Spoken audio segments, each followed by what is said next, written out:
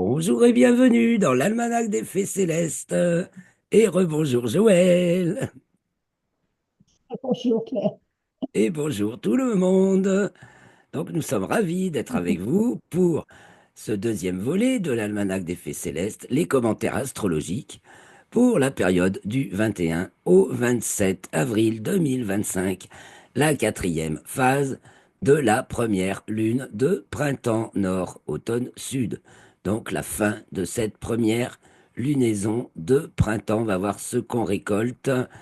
Voilà, ce qu'elle a semé, ce qu'on récolte, puisque c'est la Ouais. quatrième phase. C'est un peu sa fonction.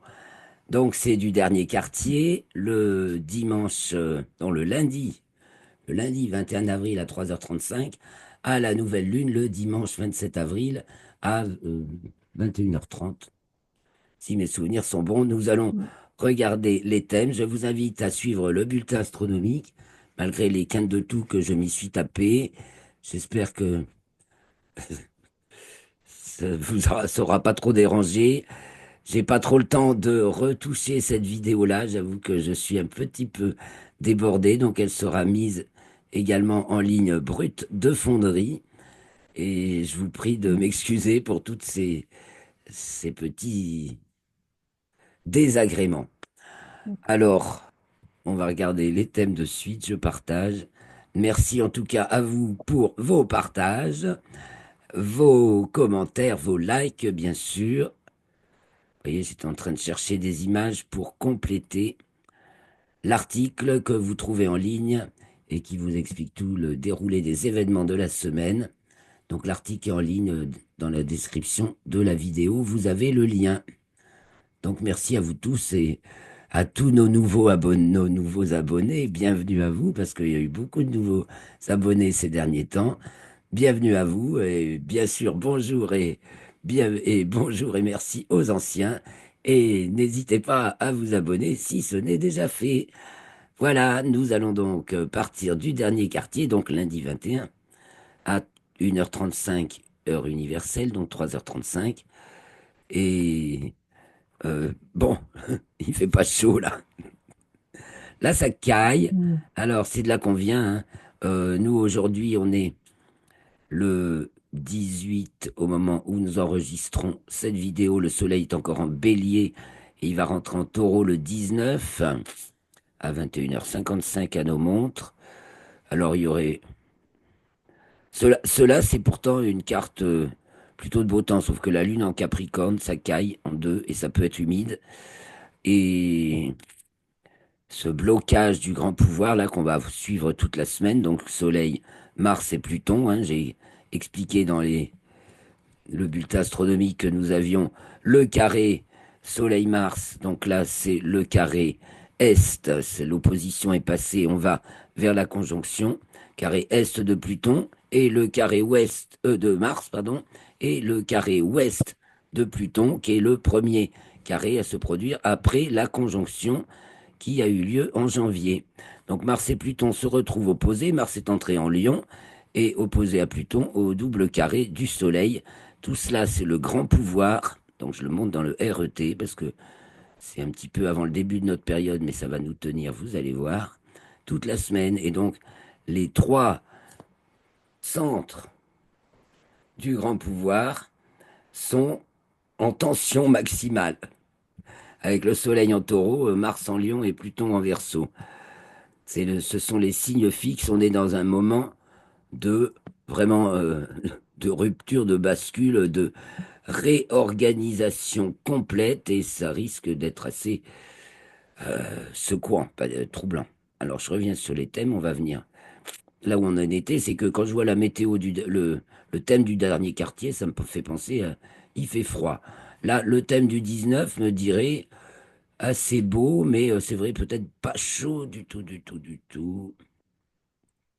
Et puis peut-être résolu par un climat très capricieux, que ça change tout le temps. Voilà, déjà, tout le monde, ce gros amas là, qu'on va voir conjoint à la Lune le 25 au matin. La Lune va être conjointe à Vénus, Saturne, Neptune, Mercure. Vénus étant conjointe à Saturne le même jour. Eh bien, ça c'est fin poisson, début bélier, puisque Neptune et Mercure sont déjà en bélier et Saturne et Vénus sont encore en poisson. C'est de tout. Voilà, ça peut être tempête, un peu de beau temps, de la tempête, du vent, du froid, du chaud. Ça secoue dans tous les sens. Et au niveau de la vie mondaine, ben, c'est un petit peu pareil.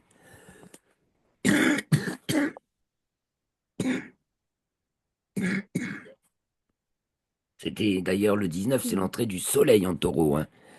Ah oui, c'est l'entrée du soleil en taureau. Elle est fatiguée, la Claire, aujourd'hui, hein. Je vous demande pardon. Oui, donc le 19, le soleil entre en taureau, donc ça conditionne notre période, qui n'est pas encore commencée dans ce thème. Avec sa petite lune en Capricorne sans rien, c'est vrai que ça nous met une petite réserve de glaçons prêts à fondre dans l'axe de l'humidité, là. Donc il y a une carte. La carte, évidemment, lune Capricorne, c'est euh, le strict minimum le kit de survie. Mais bon, il n'est pas relié. C'est très kit de survie, hein, une lune Capricorne. C'est le strict nécessaire à emporter pour se maintenir en vie. On va être surtout dans cette grande tension du grand pouvoir, donc détendue par cette grande mouvance là, ce grand bascule, en plus au nœud ascendant de l'orbite lunaire, ça secoue les amis. Et sa mort, ce mois du taureau, il est vraiment mordant, on peut le dire, et remarquable, on va s'en souvenir. Il fait apparaître et réaliser des tas de choses. Mais il y a une belle surprise à la clé quand même, hein. De tout ce micmac là, c'est de tout ce micmac, ces gros micmacs. Il va sortir une surprise.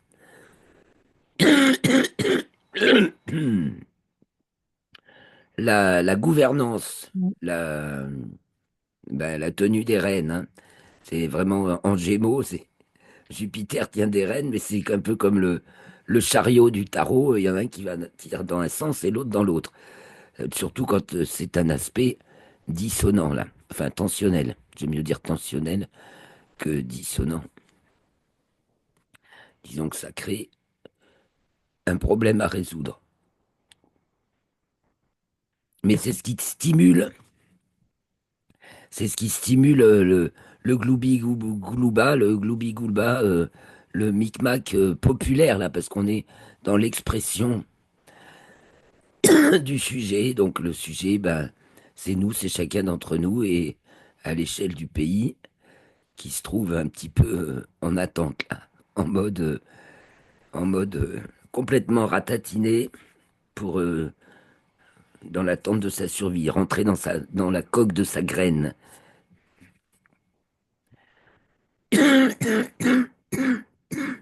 Et donc on retrouve en héliocentrique la Terre qui est conjointe à Jupiter. Donc là, il y a de belles impulsions euh, au niveau justement gouvernance, qu'on ne voit peut-être pas pareil en France. Nous, on est dans notre shaker. Et puis, il va sortir quelque chose là. Ça paraît évident. À ce mois du taureau, hein, on est toujours sur le mois du taureau. On est en héliocentrique sur Neptune, qui est encore fin poisson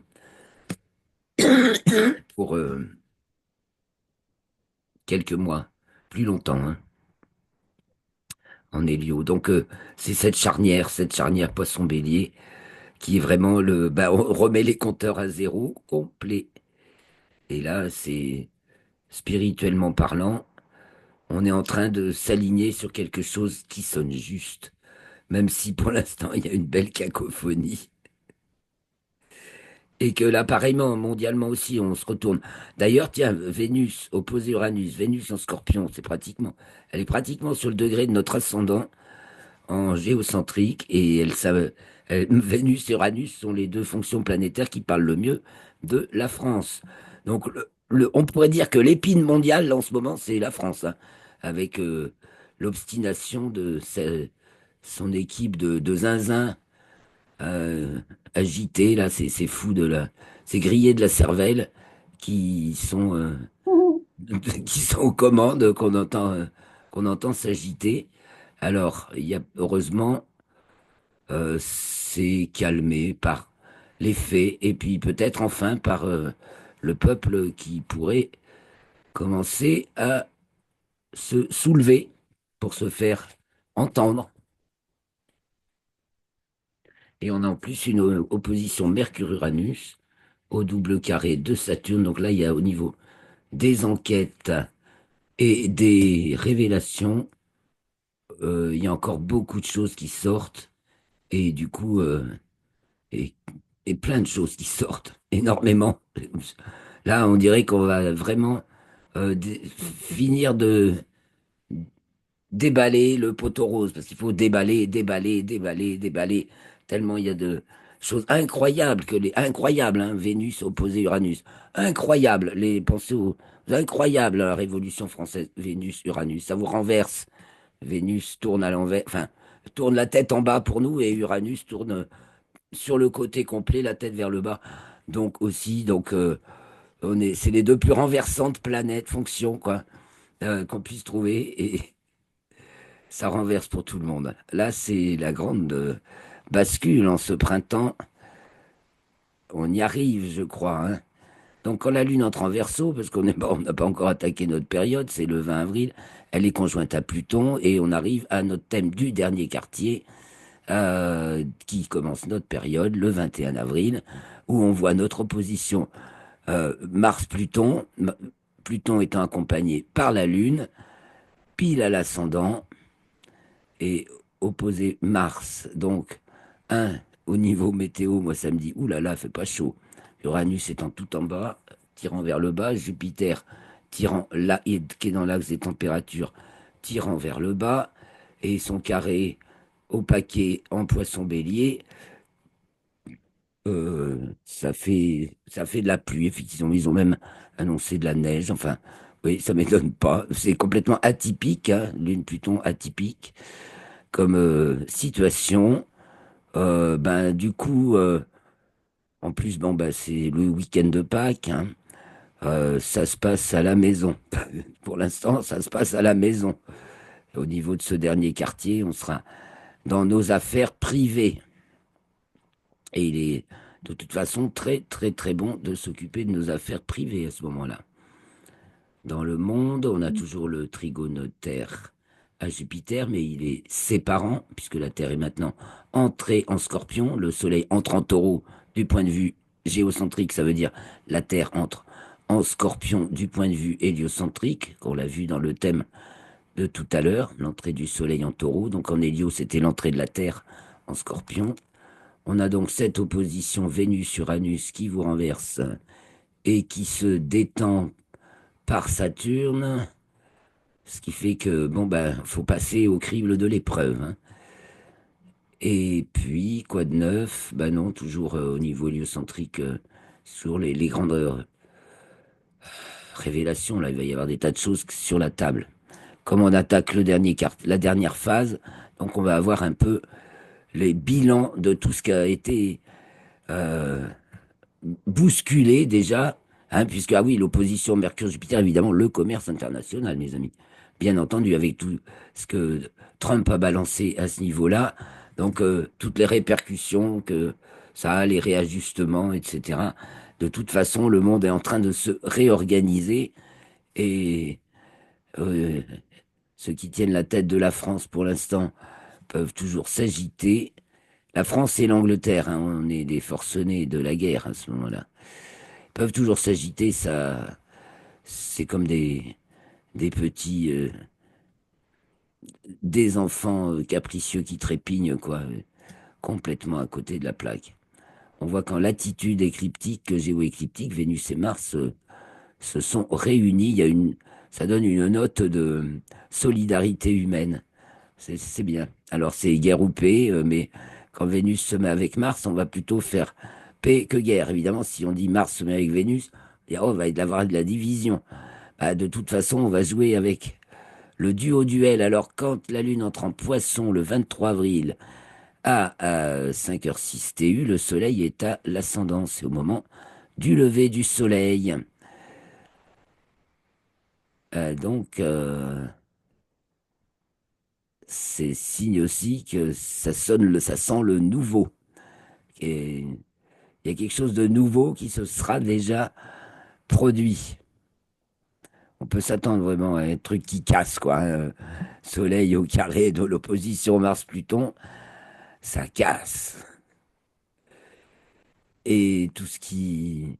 Mais en fait, bon, c'est dans le mouvement, dans la vie, dans l'adaptation, dans la souplesse, dans la compréhension, dans l'ouverture du cœur et de l'âme avec Neptune, dans la compréhension avec Mercure et Saturne, qui permet d'éprouver les choses, et bien sûr dans la bienveillance, dans les liens d'attachement, les liens qui nous relient les uns aux autres, quand même, c'est vachement important, surtout Vénus et Neptune, ça crée c'est des liens de compassion. Enfin, où aussi on va découvrir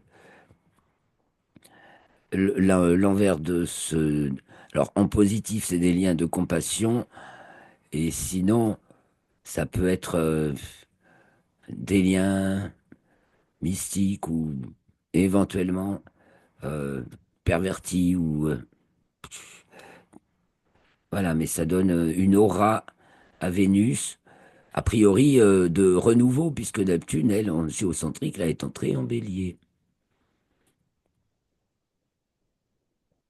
En Hélio, qu'est-ce qui change? Mercure qui entre en Capricorne. Donc il y a des choses qui vont être arrêtées hein, après toute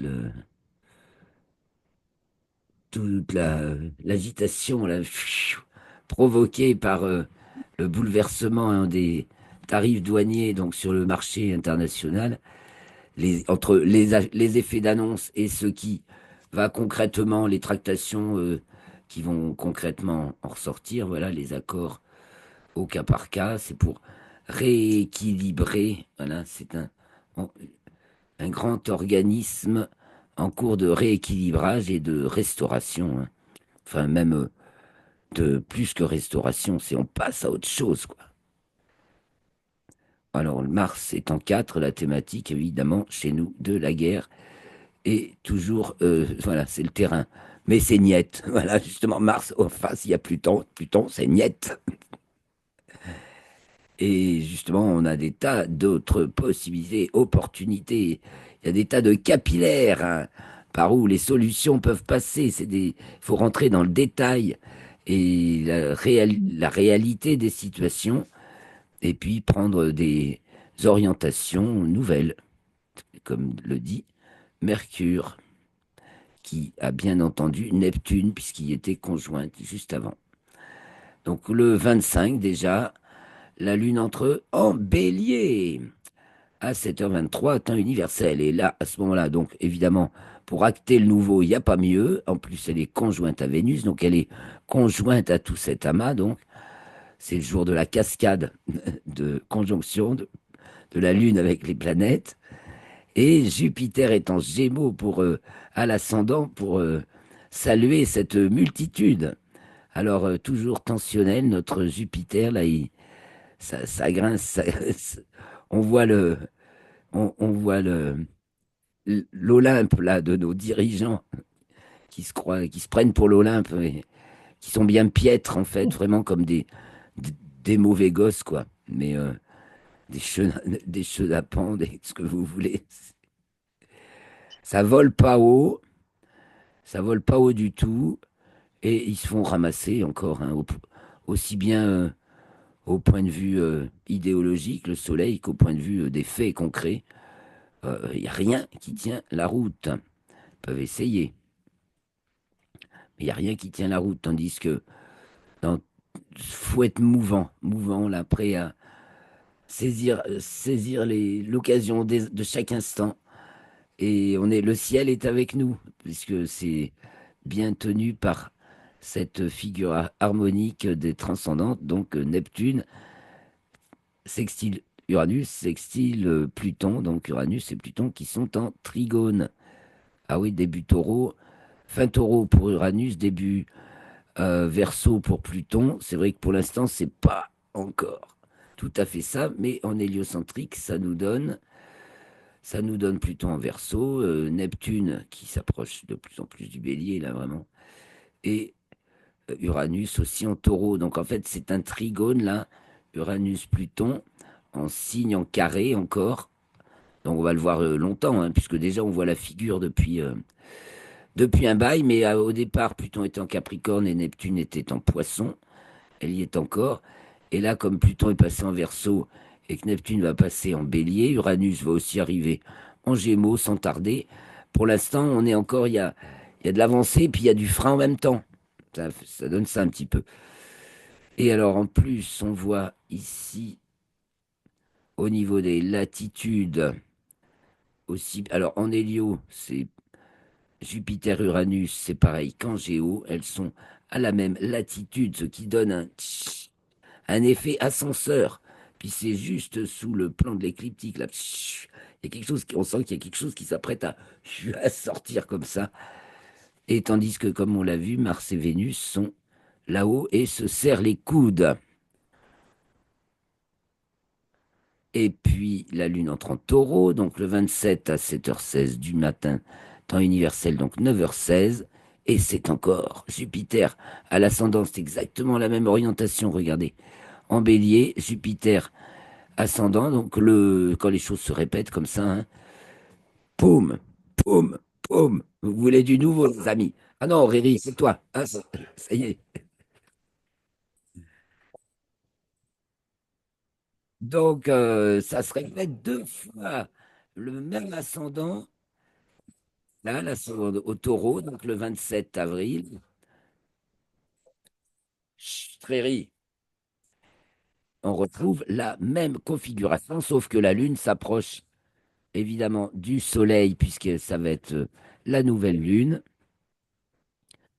Si c'est pas pour insister lourdement sur cette nouveauté, sur le démembrement. Voilà, et c'est comme des membres qui n'arrivent plus du tout à s'accorder. Jupiter, Gémeaux, bon ben, le groupe est composé d'énergies qui partent dans n'importe quel sens. Ça, puisque les Gémeaux, on est en carte énergie, ça, s'il n'y a pas de cohérence. Et, et du coup, ben, la main est renvoyée à ce paquet, à cet amas planétaire là qui signe le grand Gloubi-Goulba, Gloubi-Glouba, je sais plus, Gloubi-Goulba, qui est en train de faire naître. Voilà, c'est comme c'est une naissance quoi. Et puis dans cette matrice euh, de ce bain d'incubation là, est en train de jaillir. Voilà, c'est en train de jaillir du nouveau. Du nouveau, du nouveau. Donc on devrait voir du nouveau quand même, hein, pour finir cette première phase, cette première lunaison de printemps, puis après on attaquera la deuxième. Et on arrive donc le thème de la nouvelle lune, donc pour la lunaison qui vient, donc du 27 avril, ce sera au 29 jours plus tard, donc probablement le 26 mai. Eh bien, notre nouvelle lune, elle est en 6, donc il y a du travail, les amis. Elle est ouf. Et ça va être une lune de travail. Mais aussi d'émergence. Voilà, Uranus. Ah, par contre, Uranus est en 7 harmonique. Il y a quelque chose qui. Je pense pas que ce soit l'Union européenne qui. Enfin, la super. Voilà, parce que ça, c'est de l'ordre des superstructures et de l'autorité euh, spirituelle. Alors que Jupiter est l'ordre de l'autorité temporelle. C'est les deux, c'est l'autorité. Et Soleil étant bien sûr l'autorité absolue. Donc on va réviser l'autorité là, hein. Qu'est-ce que c'est qui fait réellement valeur? Ben, c'est ce qu'on va voir pendant cette période qui s'ouvre, cette période d'un mois qui s'ouvre au 27 avril. et encore le peuple. Voilà, le peuple qui, ça bouge là-dedans. Alors, est-ce qu'on va voir enfin des incompatibles s'associer parmi ceux qui ont compris à peu près la situation et qui veulent le bien du pays et de nous tous? On voit qu'il y a encore beaucoup de tensions, puisque là, sur la nouvelle lune, c'est tout rouge en 6. Ça veut pas dire, ça risque de pas être une lune très facile, une lunaison très facile à vivre. C'est confirmé un peu par l'ascendant Scorpion, il n'y a rien. Mais alors, il va y avoir de l'événementiel, hein, des surprises et des rebondissements spectaculaires. En Hélio, Vénus entre en Sagittaire, donc on va changer, elle est encore à l'opposition d'Uranus, ça dure un petit moment, mais elle va prendre une dimension plus exotique, plus internationale. En Hélio, donc elle est Bélier-Poisson, où les affaires ne peuvent pas rester cantonnées aux simples affaires nationales. Elle est en plus demi-carré à Mercure Capricorne qui s'approche de Pluton. Donc il y a des exigences, enfin des exigences. euh, des- Mercure, c'est tout ce qui tourne autour du Soleil, hein. Vénus, c'est juste ce qu'on a choisi. Donc, il y a toute la multiplicité de tout ce qui peut se, se penser, se dire euh, et s'échanger. C'est des principes d'échange. Les principes d'échange sont réévalués, hein, pour l'instant. Renégociés, justement. Vierge, juste avant la balance, on pose les composantes. On ne sait pas encore trop comment on va les arranger, hein. Il faut faire caser faut faire caser tout le monde des antagonistes dans un espace réduit, mais c'est en cours, voilà. Et là donc on a un aspect harmonique avec la Terre aussi. C'est une affaire sérieuse. Il faut de la poigne et c'est vraiment quelque chose de très retors. C'est une racine malsaine d'une profondeur que nul ne peut sonder, même si justement avec les approches des uns et des autres, on peut se faire une idée, mais c'est vraiment en son fort intérieur, en son âme et conscience, que il va falloir trouver les équilibres. Je parle là d'un peu des avancées pour la paix. Donc c'est en cours, c'est en cours. Je signale aussi que Jupiter est encore en Cancer en Gémeaux et qu'elle va bientôt entrer en Cancer et que là, les, la- on va parler davantage du monde anglo-saxon, l'Empire britannique, etc. Et de tout ce qui relève du signe du Cancer, les Bretons et les Grands Bretons, surtout les Grands Bretons. Pour l'instant, c'est encore en Gémeaux, donc la balle est dans le camp de ceux qui shootent. Là, c'est l'Est des États-Unis, ceux qui se démarquent, hein. Je parlais de l'Italie aussi, en Europe, l'Italie se démarque pas mal. Et pour ce qui est des autres pays, j'ai pas toute la carte zodiacale en tête. C'est un sujet à approfondir également. Voilà, donc nous arrivons à cette nouvelle lune du 27 avril qui va donc ouvrir un nouveau mois, qui va faire le mois de mai et qui va être un sacré mois, hein. Alors là, ça va bouger dans tous les sens parce que voilà, si Pluton veut bloquer Mars, je vous dis, c'est capillaire. Et il y a des tas de capillaires qui s'ouvrent de partout pour qu'il y ait des solutions. Il n'y a pas de problème, il y a des solutions. Ah, tu veux pas passer par là? Ah, t'as pas le droit de passer par là? Attends, on va passer par là, par là, par là, par là, par là. On a plein d'idées, tiens, tout d'un coup. Et tant mieux. On a plein d'idées qui peuvent déranger les, les crèmes, enfin ceux qui sont les stars de notre Je- monde, ceux qui sont les figures reconnues, quoi. Voilà. T'as pas de questions particulières, Joël? Non. bien contente si ça bouge, hein. Ah ben ça bouge, ça bouge, ça bouge, ça bouge, ça bouge tout le temps, mais Tant bon, mieux, c'est tant vrai, mieux. Faut que ça ça bouge, bouge tout le temps. ça bouge tout le temps en fait, hein.